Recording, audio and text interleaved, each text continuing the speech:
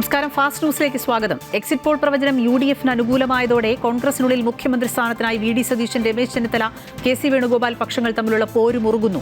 മുസ്ലിം league സതീഷിന് പിന്തുണ പ്രഖ്യാപിച്ചത് ഇരു ഗ്രൂപ്പുകളെയും പ്രകോപിപ്പിച്ചിട്ടുണ്ട്. KC വേണുഗോപാൽ പക്ഷത്തിന്റെ നീക്കങ്ങൾ എന്താകുമെന്ന ആകാംക്ഷയിൽ ചെന്നിത്തല പക്ഷവും സതീശൻ പക്ഷവും. KC വേണുഗോപാലിനെ കുറിച്ചുള്ള ഡോക്യുമെന്ററി ഷൂട്ടിംഗ് നിർത്തിവെച്ചു. ഹൈക്കമാൻഡ് നിർദ്ദേശപ്രകാരമാണ് ഷൂട്ടിംഗ് നിർത്തിയതെന്ന് സൂചന. ബംഗാളിൽ വോട്ടിംഗ് മെഷീനുകൾ സൂക്ഷിച്ച സ്ട്രോങ് റൂമുകൾക്ക് മുൻപിൽ നാടകീയ രംഗങ്ങൾ. സ്ട്രോങ് റൂം അനധികൃതമായി തുറന്നുവെന്ന് ആരോപിച്ച് മുഖ്യമന്ത്രി മമതാ ബാനർജിയും തൃണമൂൽ പ്രവർത്തകരും ഭവാനിപൂരിൽ അർദ്ധരാത്രി വരെ കുത്തിയിരുന്ന് പ്രതിഷേധിച്ചു. പോസ്റ്റൽ ബാലറ്റുകൾ തരംതിരിക്കുന്ന ജോലിയാണ് നടന്നതെന്നും ആരോപണങ്ങൾ അടിസ്ഥാനരഹിതമെന്നും തെരഞ്ഞെടുപ്പ് കമ്മീഷൻ.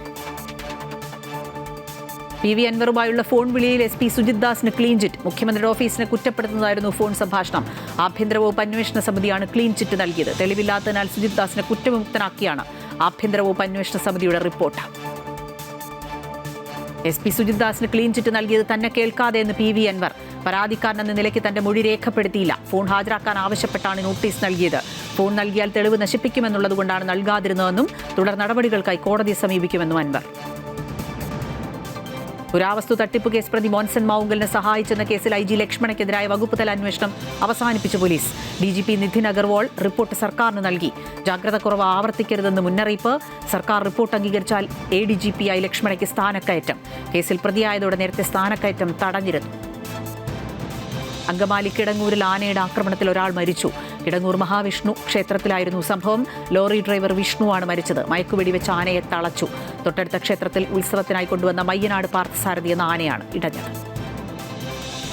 പാമ്പ് കടിയേറ്റ് ചികിത്സയിലായിരുന്ന വയോധികൻ മരിച്ചു. കൊല്ലം മൺട്രോത്തുരുത്ത് സ്വദേശി രാജേന്ദ്രനാണ് മരിച്ചത്. വെള്ളിയാഴ്ച രാത്രി അരിനല്ലൂരിലെ മകളുടെ വീടിന് മുന്നിൽ വെച്ച് അണലിയാണ് കടിച്ചത്. കാഴ്ച വൈകല്യമുള്ള ആയ രാജേന്ദ്രൻ തീവ്രപരിചരണ വിഭാഗത്തിൽ ചികിത്സയിലിരിക്കെയാണ് മരിച്ചത്. രാജ്യത്ത് വാണിജ്യാവശ്യത്തിനുള്ള പാചകവാതക സിലിണ്ടറുകളുടെ വില കൂട്ടി. 19 കിലോ സിലിണ്ടറിന് 993 രൂപ വർദ്ധിപ്പിച്ചു. പശ്ചിമേഷ്യൻ മേഖലയിൽ സംഘർഷം ആരംഭിച്ചതിന് ശേഷം ഇത് 3-ാം തവണയാണ് വാണിജ്യ സിലിണ്ടറിന്റെ വില വർദ്ധിപ്പിക്കുന്നത്. 19 കിലോ വാണിജ്യ സിലിണ്ടറിന്റെ വില 3071 രൂപയും മുംബൈയിൽ 3024 രൂപയുമാണ്.